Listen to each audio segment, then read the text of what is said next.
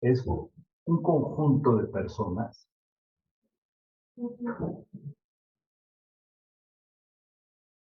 asentadas en un territorio,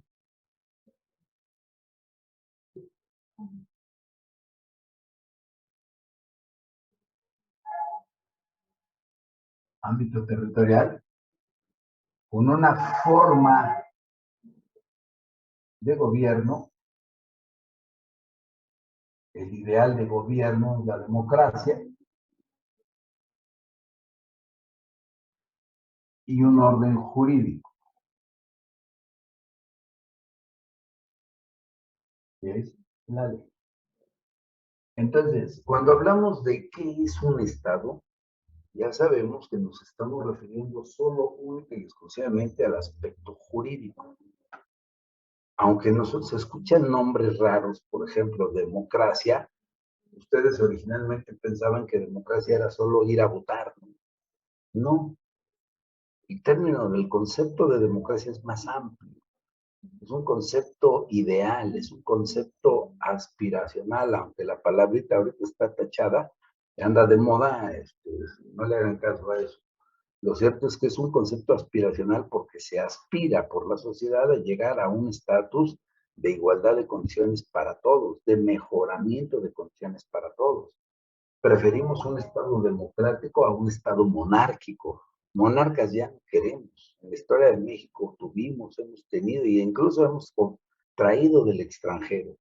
Y si no, recuerden en sus clases de historia, obviamente, al Chiluque Maximiliano, ¿no? Y se lo trajeron algunos para que nos gobernara, ya que nosotros éramos medio incivilizados. La idea era que nos civilizara.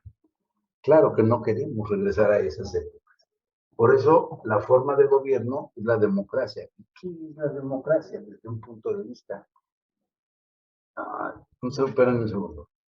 Fíjate que si me hace favor de llamar después de las 8. Así, por favor. Gracias. Entonces, dijimos, el término de democracia es un concepto aspiracional, pero que recoge la propia constitución, la norma constitucional, por lo tanto es un concepto jurídico. ¿Y qué es la democracia? Pues no solamente es una forma de gobierno, ni solamente es un régimen político, es un estilo de vida al que aspiramos todos.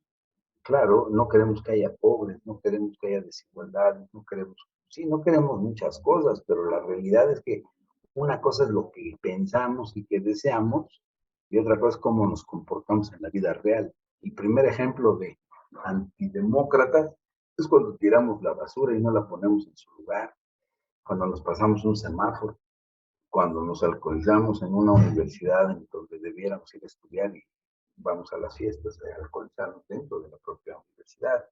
Y así suman ejemplos. ¿Me explico? Y entonces luego nos sorprendemos de por qué México no avanza. ¿Por qué? Porque todos contribuimos a tener lo que tenemos. El régimen de gobierno, la forma de gobierno que esperamos. Oiga, pero entonces los funcionarios públicos no son el Estado, no. Los funcionarios públicos son los representantes, son quienes representan, son nuestros mandatarios. Si son nuestros mandatarios, nosotros somos los mandantes. El mandato es un contrato civil. Entonces, para efectos de la explicación de la idea del Estado, decimos, utilizamos como símil el concepto de contrato de mandato. ¿Cuál es el concepto? Bueno, pues el concepto es el acuerdo de voluntades por virtud del cual una persona encomienda a otra que actúe a su nombre y representación. ¿Me explico? Una persona encomienda a otra, una persona a la que vamos a llamar mandante, a otra le encomienda que se vamos a llamar mandatario para que obre a mi nombre y representación. Entonces, utilizando la idea del mandato, en el Estado los servidores públicos les pagamos todos, son nuestros mandatarios.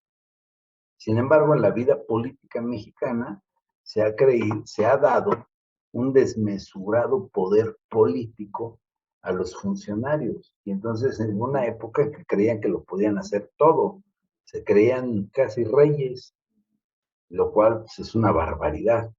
Entonces, en este proceso de culturización, de educación del pueblo, de educación de la sociedad civil, pues hemos ido conteniendo al abuso del poder.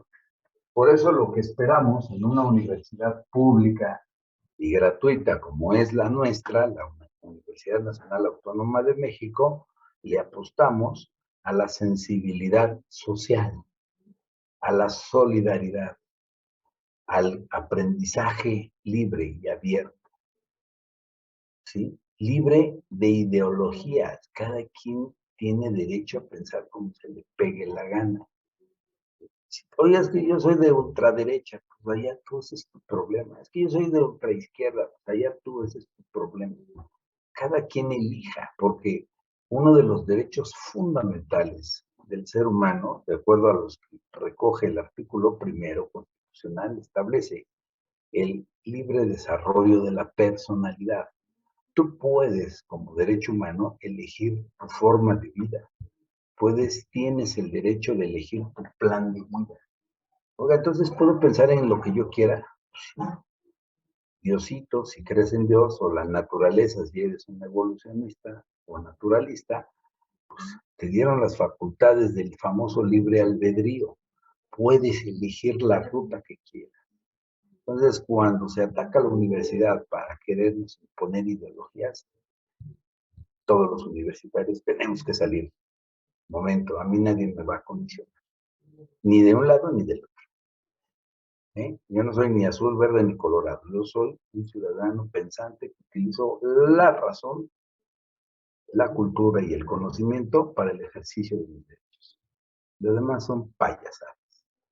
¿Sí queda claro? Entonces, cuando hablamos de forma de gobierno democrática, hablamos de una forma de gobierno en donde nuestros representantes propicien la igualdad y el desarrollo de toda la sociedad.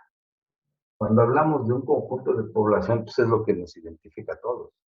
Culturalmente nos entendemos, nos comunicamos porque tenemos un lenguaje en común, tenemos valores y culturas históricas que ahora nosotros representamos, ¿no? A lo mejor no somos expertos en la cultura náhuatl, no somos expertos en la cultura otomí, en la cultura tepaneca, o sea, pero más o menos nos identificamos porque venimos del mismo tronco del mestizaje, ¿sí?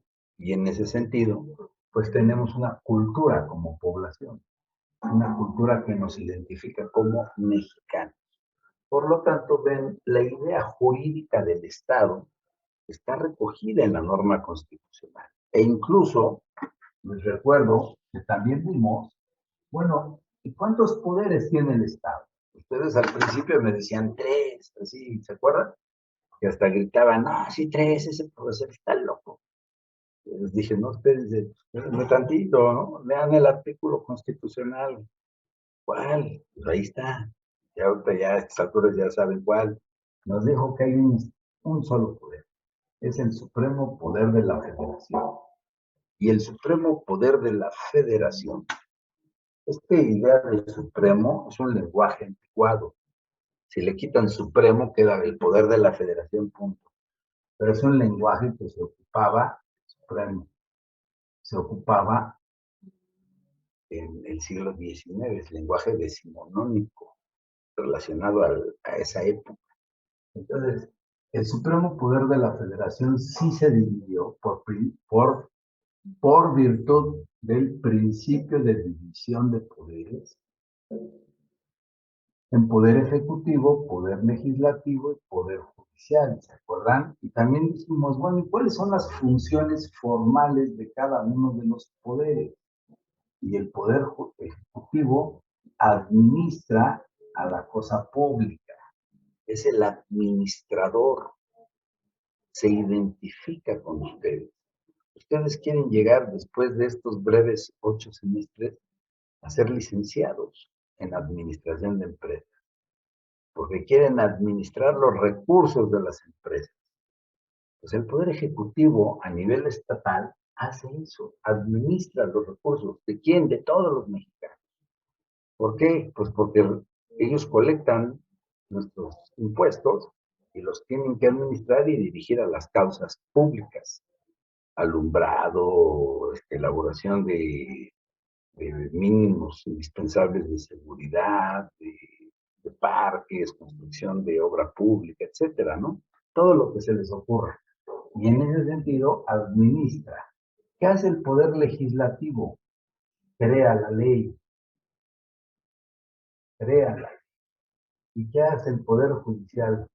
Resuelve controversias, dirime controversias, soluciona los conflictos. Es decir, son los entes facultados legítimamente por el Estado para decidir quién tiene la razón en caso de un conflicto. Pero esa razón es una razón arbitraria, es una razón no subjetiva, sino acorde a otro gran principio, al principio del debido proceso, cumpliendo las llamadas formalidades esenciales del procedimiento.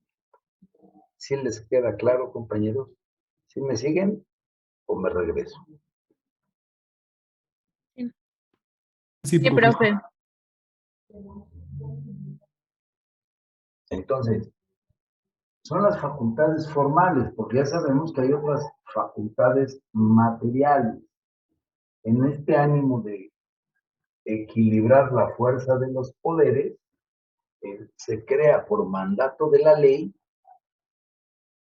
a cada uno de estos poderes facultades que no son propias de ellos para contener el abuso de poder y se llama principio de equilibrio de poderes. ¿Ok? ¿Para qué?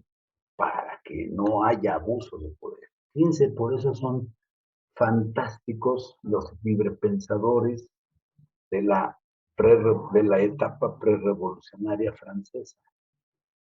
Los grandes tratadistas, vean qué ideas traían.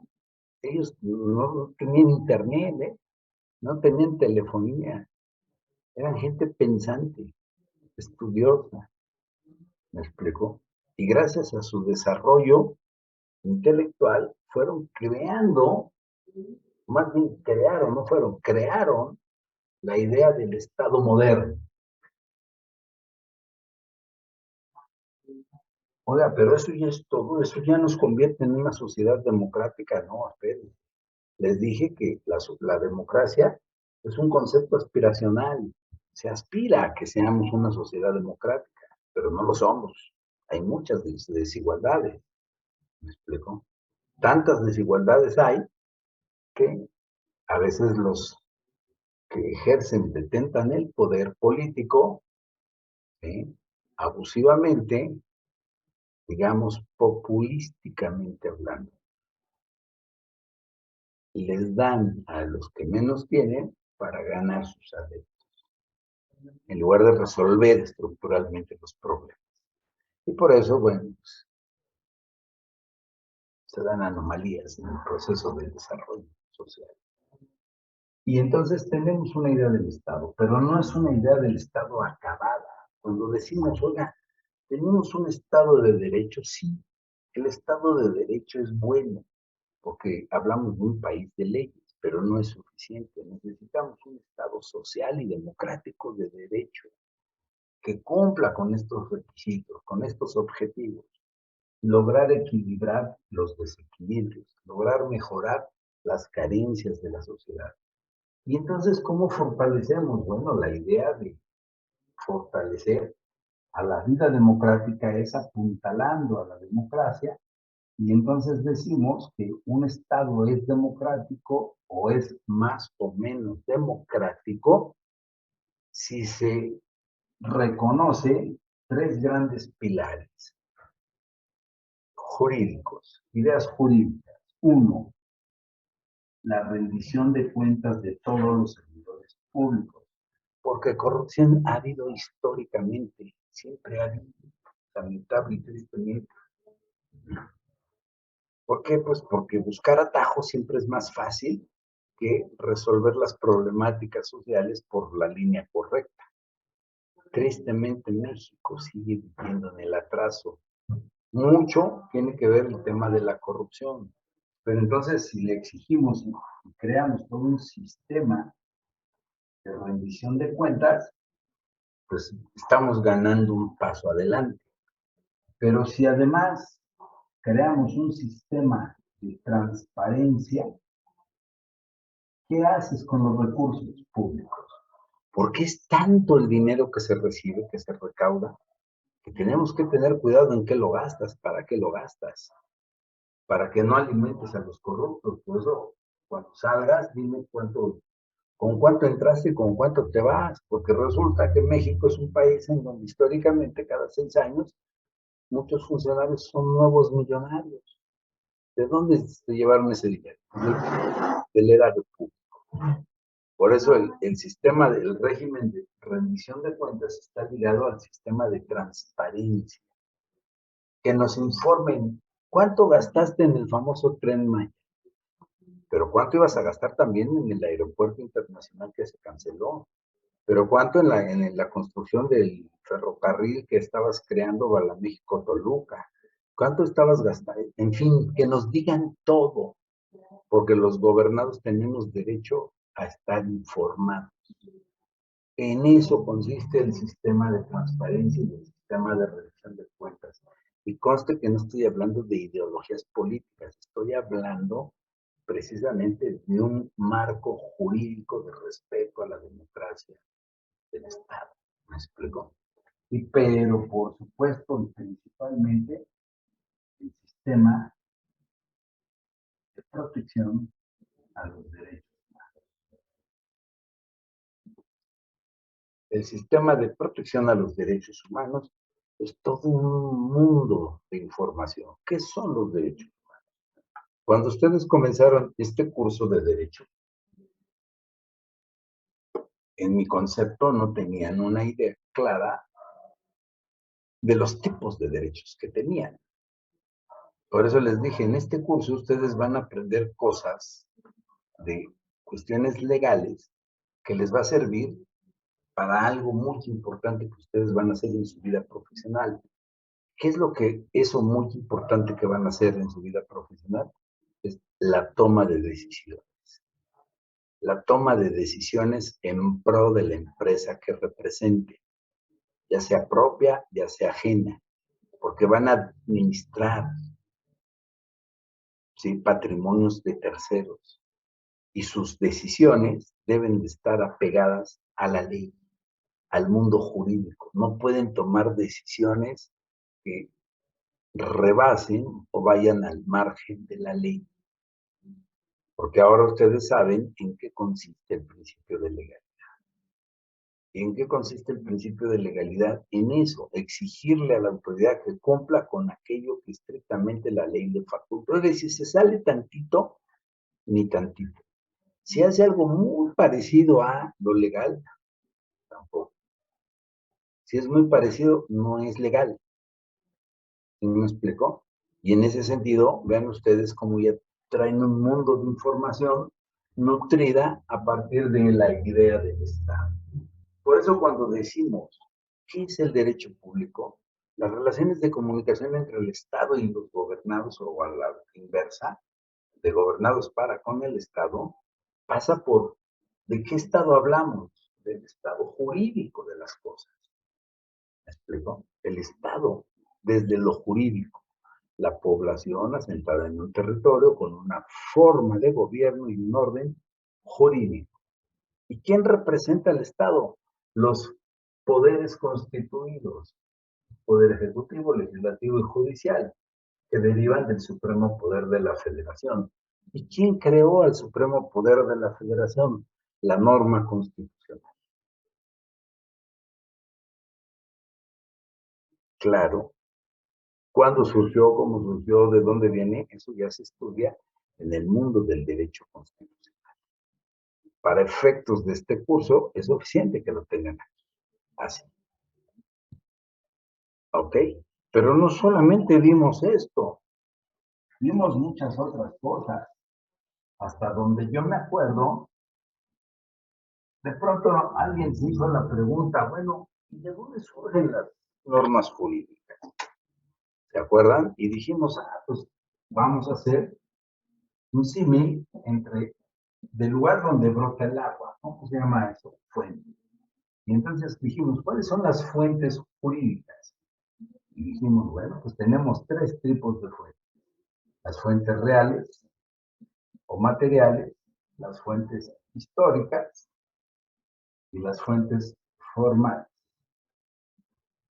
¿Cierto o no? Dijimos, ¿de dónde nace la ley? ¿De dónde surge? Dijimos, hay fuentes reales o materiales, los grandes eventos de la sociedad que han provocado un cambio de paradigma, la revolución, la independencia, las guerras de reforma, ¿sí?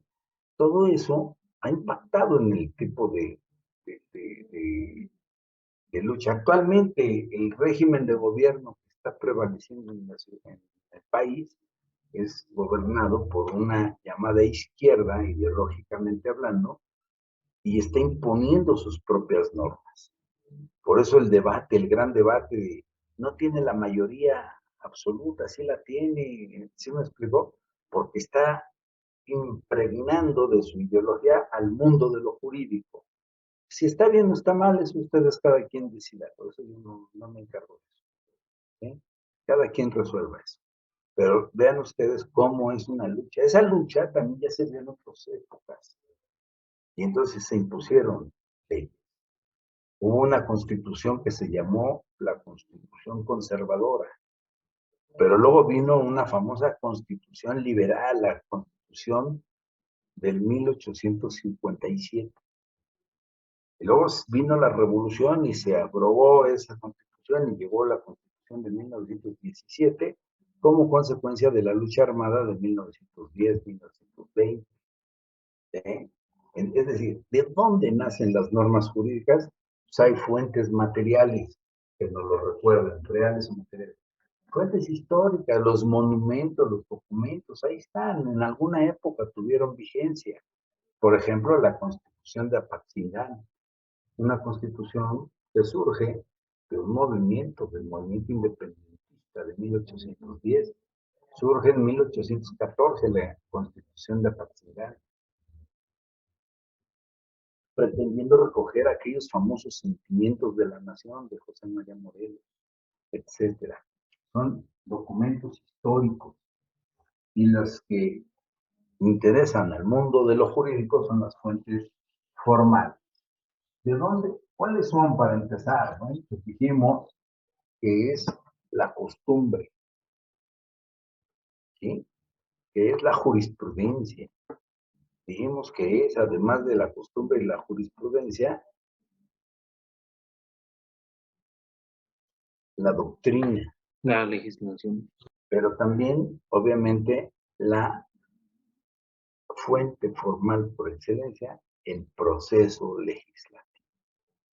¿Y el proceso legislativo en dónde está anotado? En la propia Constitución, artículo 72 constitucional, que nos dice cómo se crea la ley, quiénes son las facultades para crear las leyes, quién tiene la posibilidad de iniciativa de la ley. Uh-huh. Y entonces, bueno, pues de ahí vamos viendo que dentro de las etapas del proceso legislativo pues tenemos a la iniciativa de ley, al debate, la discusión. Ese es el debate democrático realmente. Ahí se plasma porque se lucha con las ideas.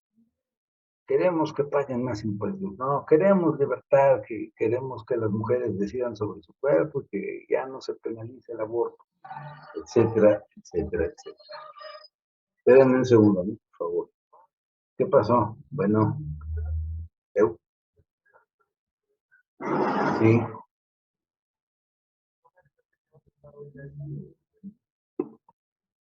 Ah, bueno, dile que el profe me avisó a mí que a las 7 nos veíamos hoy para ver a Víctor Ultra. No, haz lo que como te digo, por favor. ¿Sí? Bueno, órale.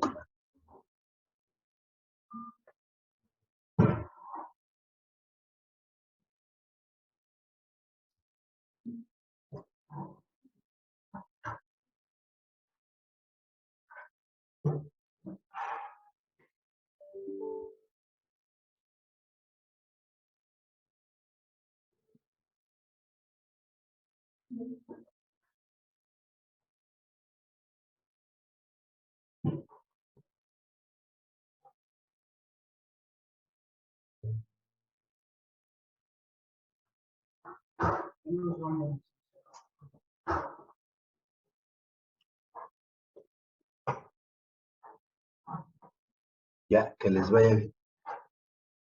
Nos vemos. Bueno, este dormido me habló, ¿no?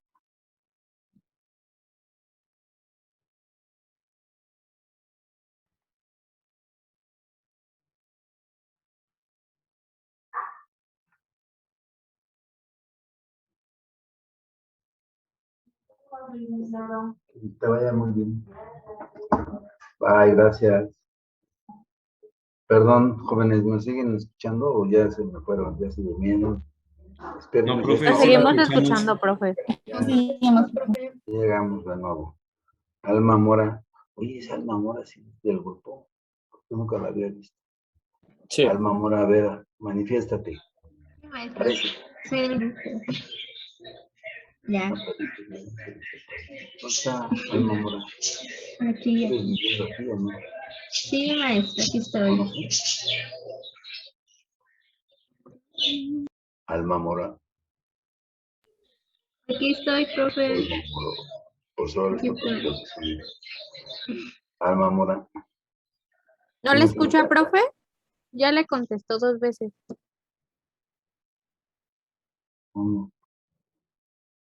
Sí, profe, sí le está Mora. contestando. Hasta se escuchan los Si pajaritos. estás ahí, ¿tienes sonido o no tienes? Creo que no nos escucha nadie. Sí, sí, tengo. Dile por WhatsApp, por tu número. Profe, ¿sí nos escucha? ¿Sí es del grupo? ¿O no? Sí, maestra, sí soy del grupo. A ver, levanta tu manita.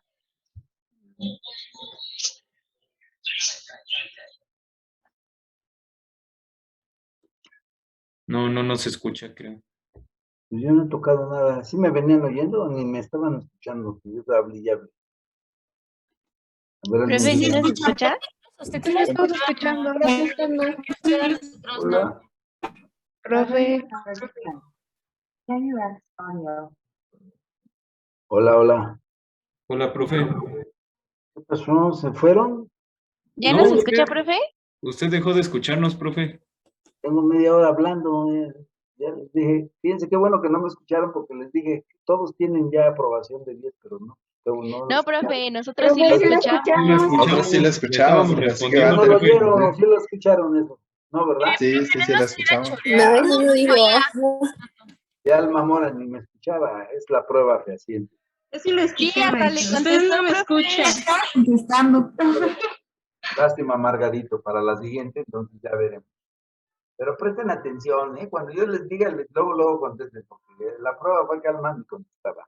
Alma Mora, si eres de este grupo. Profe, Sí contesté, maestro. Mi compañero sí es le que no nos testigo. oía nadie usted.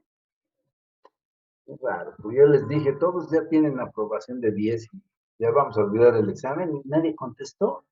No me Sí le No, le contestamos, dijimos que profe. sí. Contestamos, pero usted no escuchó. ahí está Andrea. ¿Qué pasó, Andrea? Si llegaste a clase, qué milagro.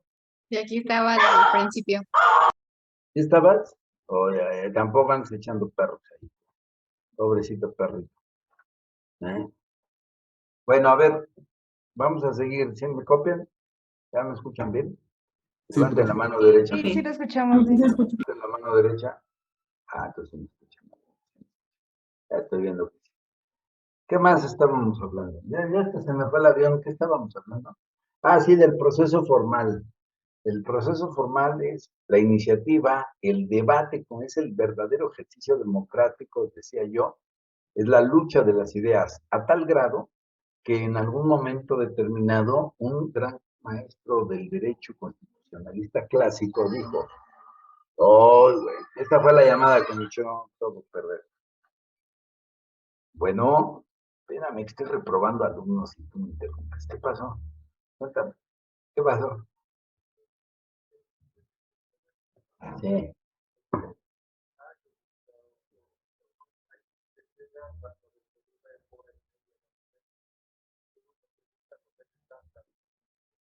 ¿Para qué?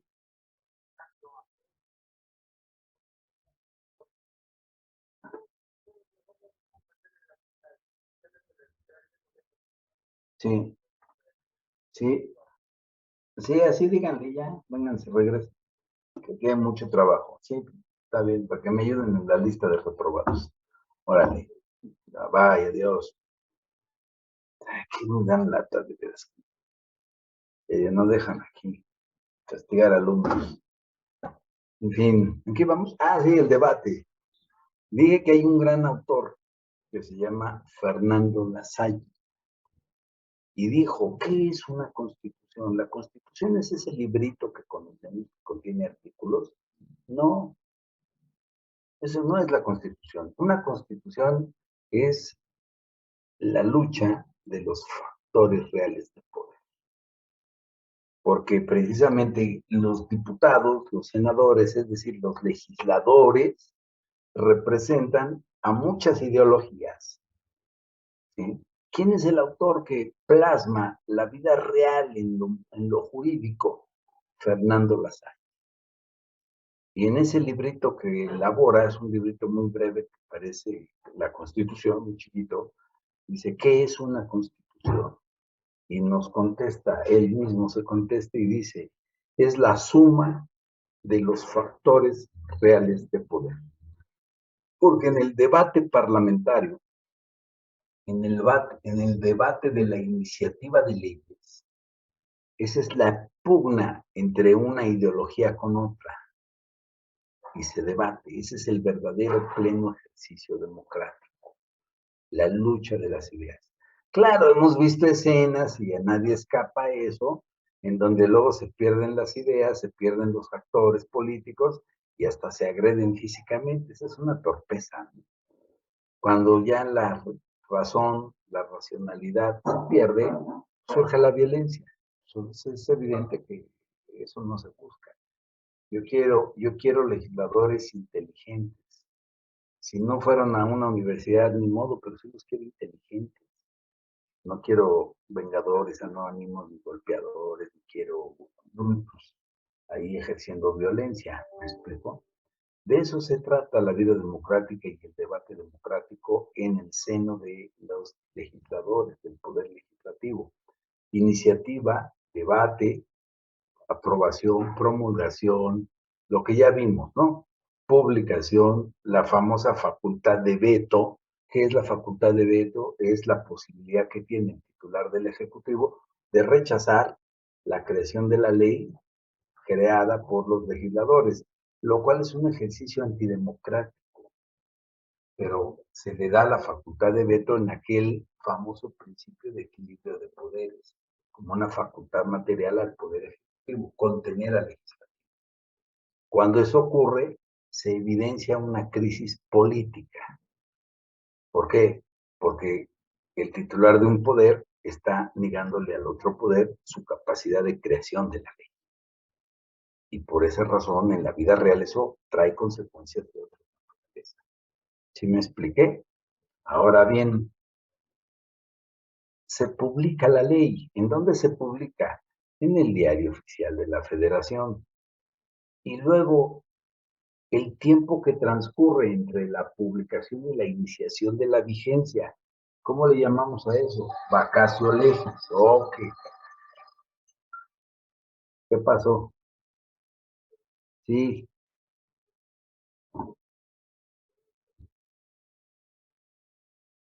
¿Qué? ¿No qué? Sí. Quiere que vayan allá. Pues, ¿qué hacemos?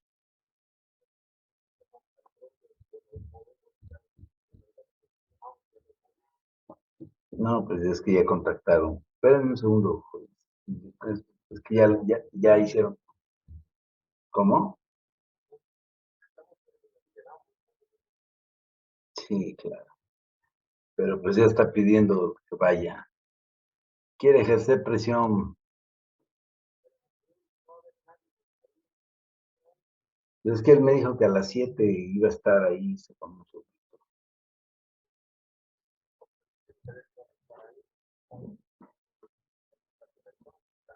Sí, está ahí, está ahí. Les dijo, diles que vengan. Y, pues, yo considero que no podemos no ir. Pues ahora sí que con la pena, ¿no? Dense una vuelta para allá. Sí, ¿no? Órale, sale, bye. Ay, qué coraje. Tuvimos una cita de trabajo a las 7 de la noche, me convocaron. Yo no pude, obviamente, por una razón universitaria no pude. Y a los abogados que mandé salieron con que no, que es hasta las 8:30 en otro lugar. Entonces es un cliente importante. ¿Qué hago ante esa situación? Aquí es donde de verdad por mi raza tiene que hablar del espíritu. Ahora no tiene nada que ver. Bueno, en fin, vamos a seguir. Cuando hablamos de los debates, no, estábamos hablando de la vacatio legis. ¿Qué es la vacatio legis? El espacio de tiempo que transita entre el momento en que se publica la ley y el inicio de su vigencia. Normalmente las leyes se publican y dicen, entrará en vigor al día siguiente de su publicación o entrará en vigor al tercer día siguiente de su publicación. Pero ya tuvimos un caso extraordinario en el que se dijo que la vacatio legis iba a durar 8 años. Imagínense 8 años de vacatio legis. Pero el propósito del legislador fue dar margen porque iba a haber todo un cambio de paradigma en la justicia mexicana, porque veníamos de una tradición españolizada, anticuada, una tradición de justicia escrita, semioculta, semi-extraña, abusiva, y cambiábamos supuestamente a un mejor sistema, que es el sistema acusatorio de juicios orales. Lo cierto es que también ya hemos ido aprendiendo que tiene problemáticas. No se han superado del todo vicios, por eso, como no en el 2008 no estábamos tan familiarizados con el sistema anglosajón, nos dieron 8 años para que todos nos preparáramos. Fíjense ustedes para ser licenciados en administración de empresas tienen que ocupar 4 años o 5 de su vida para prepararse. Es decir, nos mandaron a todos a estudiar, a todos los abogados. ¿Para qué? Para que digan, oye, y si con 4 o 5 años no les da tiempo, siempre habrá alguien que repruebe materias, ¿no? No, pues entonces, darles otro poquito más. ¿Por qué 8 años? Pues dijeron que 8 años.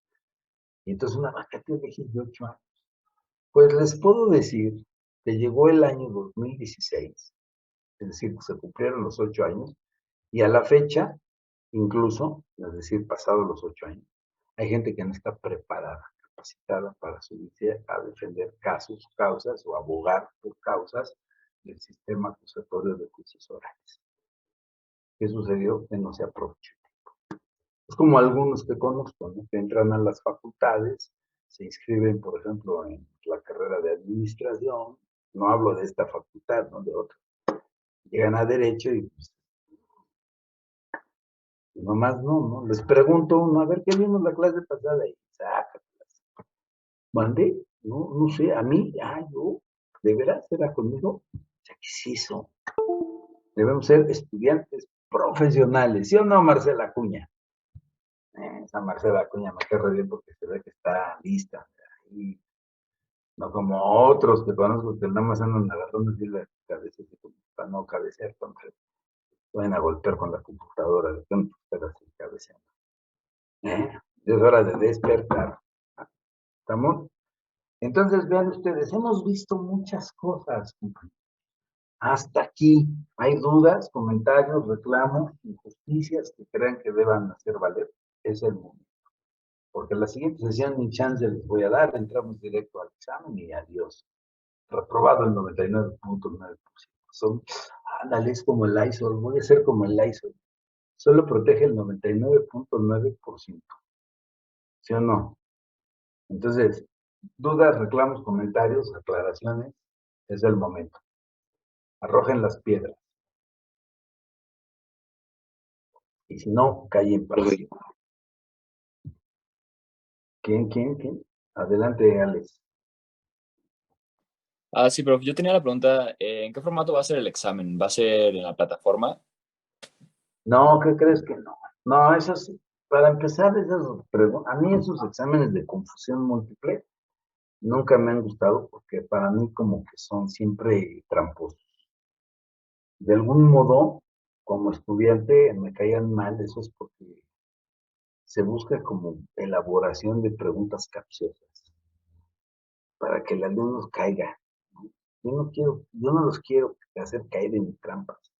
Yo lo que quiero es que ustedes estudien y demuestren que sí conocen algo de lo que hemos dado durante el transcurso del curso. Espero que todos tengan 10, pero estoy cierto también, me explico, estamos por abajo del live, eso también es cierto. Entonces, sí, no van a ser de confusión múltiple, que es lo que la plataforma nos permite. No, yo las quiero, estaba yo pensando, fíjense, hacer una especie de, como si estuviéramos en el salón, ¿no? Les dicto la pregunta, la contestan y luego a la siguiente la contestan y luego ya tienen 5 minutos para subirme a la plataforma de informar las respuestas que hicieron. Ya si aquel que me la suba 15, 20 minutos, media hora, una hora después, o el clásico, yo no pude, maestro, ¿qué cree que me falló mi máquina? Discúlpenme, pero no se pretexto. ¿Sí? Y de ese modo no hacemos trampa y hacemos todo lo que. Oiga, podemos sacar nuestros apuntes, no que se los impida, ¿no? O sea, ¿cómo le hago? ¿No? Ahí ustedes tienen que ser ágiles para poder contestar. Alexa, dime. Con ganas, Alexa, quítate esa mano de cabeza. Me parece que te vas a dormir. A ver, dime.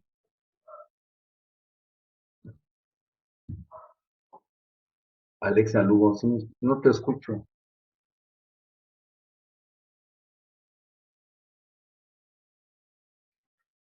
¿Le escuchan ustedes?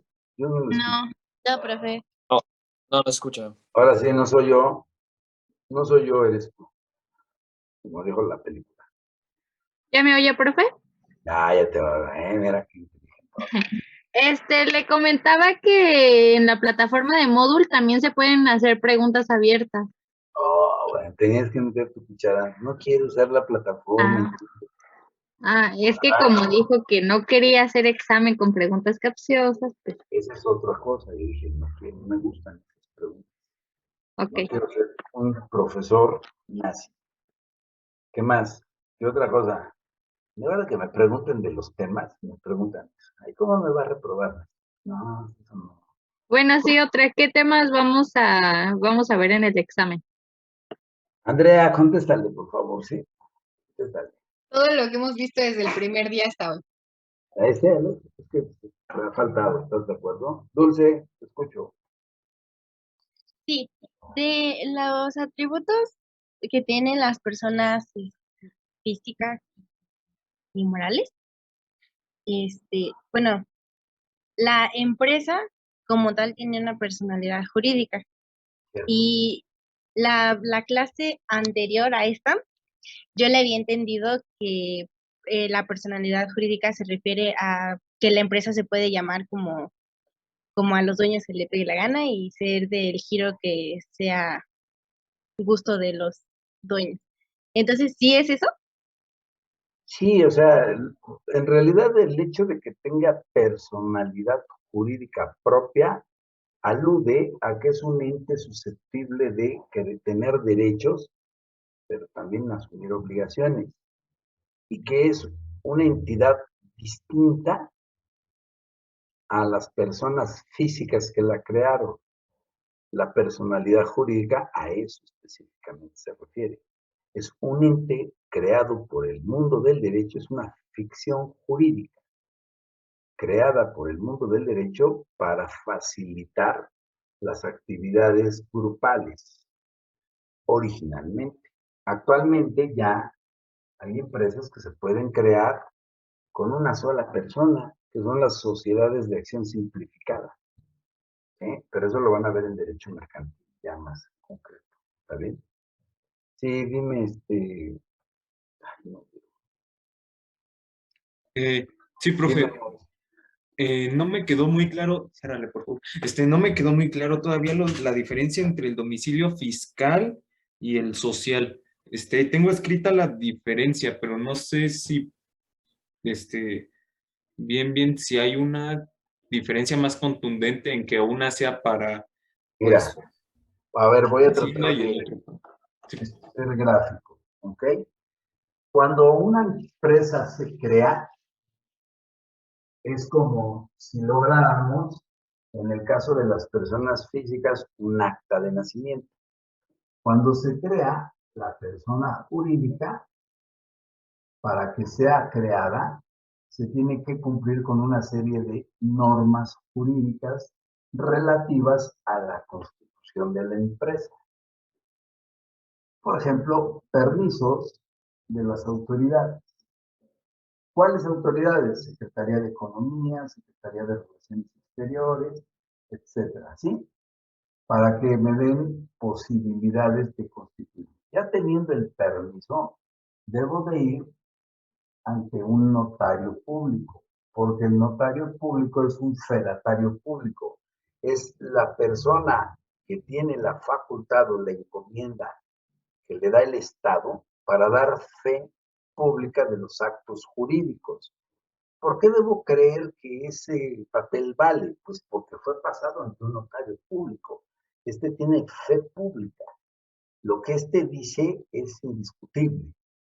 Es mucha la fuerza que tiene un notario público. Y ya que voy con él, ¿en dónde asiento la constitución de la empresa?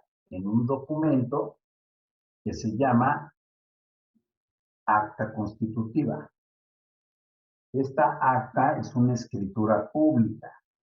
Es una escritura pública que debe ser inscrita ante el registro público del comercio, registro público de la propiedad y del comercio.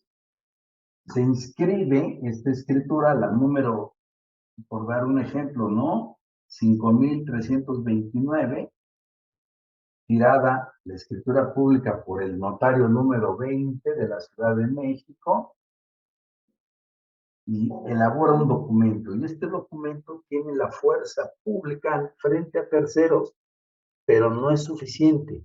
La tiene que registrar e inscribir en el registro público de la propiedad y del comercio. ¿Cuál es la finalidad del registro? Que lo que aquí está escrito surta frente a terceros. ¿Me explico? Esa es la finalidad de ese registro. Pero entonces esta acta hace las veces de lo que en una persona física sería su acta de nacimiento. Fíjate. ¿Y qué hay dentro de la panza de la escritura pública? Ah, pues hay muchas cosas. Primero, el nombre. ¿Cómo quieres que se llame la empresa? El Patito SADCB, en la modalidad que fuera, ¿no? El chilaquil de CU, SADCB. de SRL, de como le quieran llamar. Ahí va el nombre. Algo muy importante, el objeto social. ¿Para qué? ¿Cuál es el objetivo común de los que constituyeron la empresa? El objeto social. Producir, fabricar, elaborar, manufacturar, comercializar, vender, distribuir, importar, exportar, lo que quieras hacer.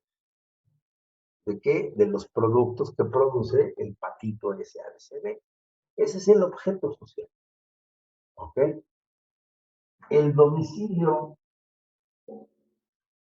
social. Disculpe, profe, se desenfocó. Ok, ahorita lo vemos otra vez. ¿Ya? Ahorita que se vaya otra vez. No, todavía no. Bueno, el domicilio social. ¿En dónde va a estar esta empresa? En la Ciudad de México.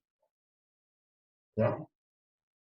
Este es el domicilio social establecido en el acta constitutiva, es decir, en la escritura pública constitutiva de la empresa.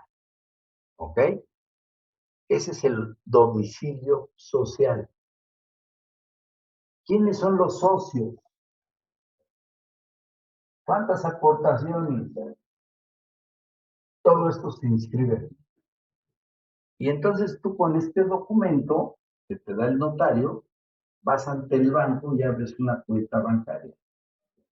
Y el banco te dice, espérame, antes de que yo te pueda abrir tu cuenta bancaria, tienes que ir con el SAT, el registro, ante la Secretaría de Hacienda y Crédito Público. Porque resulta que el patito no es patito a secas, es el patito. S.A. Fue creada el día 25 de octubre de 2021. Y entonces cuando vas con el SAT, es decir, con la autoridad hacendaria, ¿para qué tienes que ir? Pues para, como ya eres una persona jurídica creada por virtud de esta acta constitutiva, entonces debes de asumir tus obligaciones de pago de impuestos, ¿no? Y entonces te mando ante el Registro Federal de Contribuyentes del Sistema de Administración Tributaria para que te den tu RFC, Registro Federal de Contribuyentes, y lo van a sacar de tu nombre. Y entonces te van a inventar PA 25 10 21. Ahí tienes ya tu Registro Federal de Contribuyentes. Y con este, el SAT te dice, ¿es suficiente? Tú le preguntas al SAT, ¿es suficiente? No. Dime dónde vas a estar instalado, cuál va a ser tu domicilio fiscal. No, pues la calle de La Luciérnaga número 4, interior 8. Ahí sí, ante el SAT, el patito S.A. va a dar un domicilio para efectos fiscales, que es distinto al domicilio social.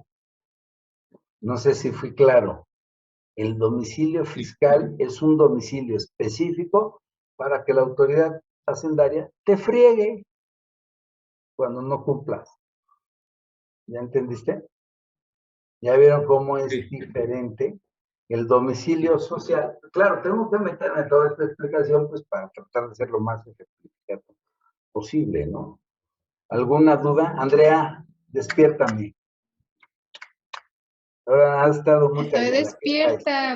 Ah, es que estaba enojada, pero ya, Oh, estoy bien. Pero no pues, con usted. A usted no, a usted lo quiero.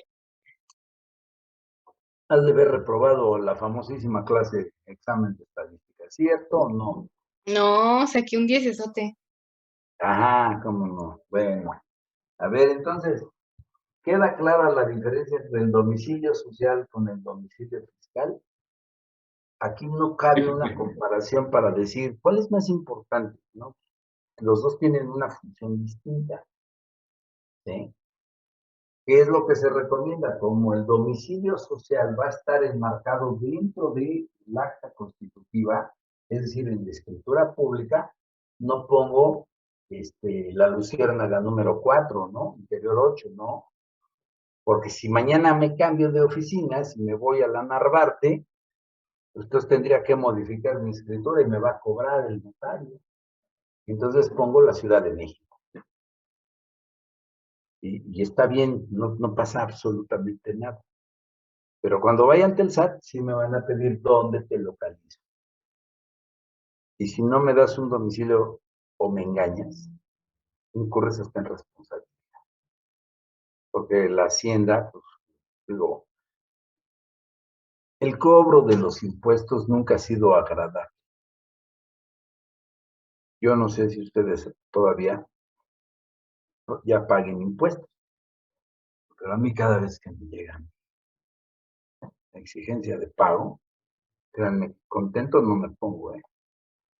¿Por qué? Porque los contadores ya saben cómo son, y los administradores, y entonces lo hacen a uno pagar de más en vez de pagar menos. Pero bueno, eso ya es otro cantar. ¿Alguna otra duda, comentario, reclamo? Así, dime, Ana Islas. Oh, Ana Islas va a participar. A ver, Ana, dinos. Sí, profe. Bueno, eso relacionado ahorita con lo que dijo de los impuestos, yo había leído por ahí que que iba a ser necesario, no sé a partir de cuándo o así, que los que tuvieran arriba de 18 años tenían que tramitar su RFC. ¿Eso con qué fin, profe? O sea que, a ver, déjame aclarar la primera parte de tu comentario. ¿Tú habías leído por ahí, o sea, agarraste un periódico y te fuiste así en una calle oscurita y la leíste? ¿O te fuiste por ahí a un parque? ¿O te fuiste a una habitación?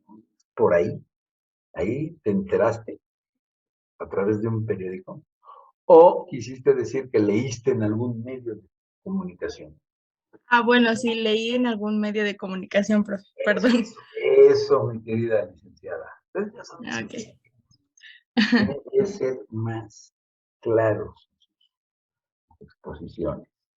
Sí, fíjate que el SAT, desde tiempos inmemoriales, ha buscado cómo captar más recursos.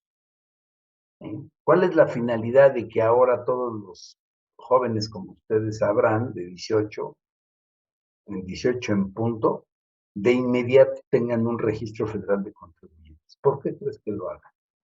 ¿Porque son buenas gentes?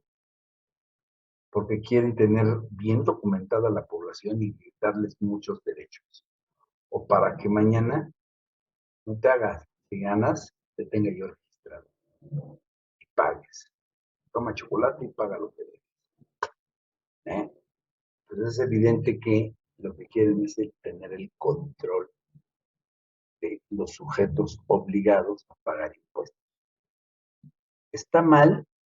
Pues en cierta medida sí, porque ustedes, por ejemplo, vamos a pensar que son grandes estudiosos de la estadística, por ejemplo, y entonces terminan su licenciatura, digo, dentro de poquito, por cierto, ya nada más 4 semestres y medio, 5, o no más, ¿no? 8 semestres, 9, y entonces una vez que terminen, dicen, ahora quiero hacer la maestría, ahora quiero hacer el doctorado, ahora quiero hacer un postdoctorado, pero para hacerlo no puedo estudiar, tengo que trabajar, y más, consigo una beca del CONACYT, ya ven que andan espléndidos ahora dando becas en el CONACYT. Y entonces, bueno, pues les consiguen una beca. Todavía no están obligados a pagar impuestos porque son estudiantes. ¿Para qué quiere el SAT tener control? Es control social, control político escondido. ¿Por qué? Porque pues la fuerza, este país está lleno de jóvenes como ustedes. Y en la medida en que yo tenga el control a través del Registro Federal de Contribuyentes y a través de los padrones electorales, sé quiénes son y dónde viven. Y pues dirijo mis baterías políticas a eso. No crean que es buena gente. Cuidado con los políticos. El político siempre trae una intención política. Esa es su vida. No es que sea mala, es que así funciona la vida política, ¿no? Perdón, pero si rompí el cascarón de la inocencia con ustedes, lo lamento mucho. Es como cuando les dijeron, ¿qué creen? Los reyes ya no existen. Sí. Así sentí ahorita bien feo con ustedes. ¿no? El cascarón de la inocencia hacia ahí. Van a tener que pagar impuestos un día igual que, ¿no? Para los que no trabajan todavía. Todavía no saben lo que es eso. Logan, ¿ibas a decir algo? Sí, profe, bueno, nada más iba a comentar de para qué quería que nosotros, que el SAT, nosotros tuviéramos un RFC, pero pues ya lo contestó usted. Ah, gracias. Gracias. ¿Qué más? ¿Alguna más? ¿Alguna cosa más? ¿Sí? Andrea, ándale, ya, anímate, al fin ya estás de buenas, aprovechemos que andas de buenas, ¿no? Ay, no, profe, están ladrando mis perros, mire, escúchalos. Pobrecitos, ¿no? Ya dales de comer, ni agua les has de dar, pobres.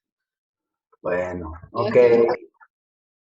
Bueno, jóvenes, pues entonces, ya si no ordenan otra cosa, no tienen nada pendiente, los veo con mucho gusto para la siguiente edición por el mismo canal. Y bueno, pues, lo lamento, rodarán cabezas. Sí dicen, ¿no? Las políticas. Caerán, caiga quien caiga, y hasta sus últimas consecuencias. Pero viene el examen. No, no lo vean mal, vamos a ponderar cómo anda el grupo, ¿no? La idea es cómo estamos, si realmente me están haciendo caso o me están tirando de agujas, ¿no? Porque pues la verdad es que lo que quiero es que ustedes tengan información jurídica para su vida, ya saben, personal y profesional, porque ni modo que ya ahora un día digan, no, es que yo no sé qué es el principio de legalidad, no sé qué es eso. Pues eso ya saben qué es. Mañana te quieren embargar por una deuda civil o te quieren meter a la cárcel por una deuda civil, ¿qué vas a contestar? No, espérame. O a un familiar, ¿no? Por deudas civiles nadie puede ir a prisión, principio general del derecho. Por deudas civiles nadie puede ir a prisión. No falta el abuelito que siempre dice, ay, me van a meter a la cárcel porque debo 100,000 pesos. No, espérate. Por deudas civiles nadie puede ir a prisión. Principio general del derecho, abuelito. Eso me lo enseñaron en derecho. Conceptos jurídicos fundamentales. Por cierto, yo me estaba durmiendo. Sin echar pedradas a Alex Trabajé, por favor. Ni al Alex Ofar. Ay, son dos Alex, por cierto, ¿no? Entonces ahí agarrándose la cabezota. Bueno, nos vemos en la siguiente sesión del próximo jueves a la misma hora y por el mismo canal. Estudien, por favor.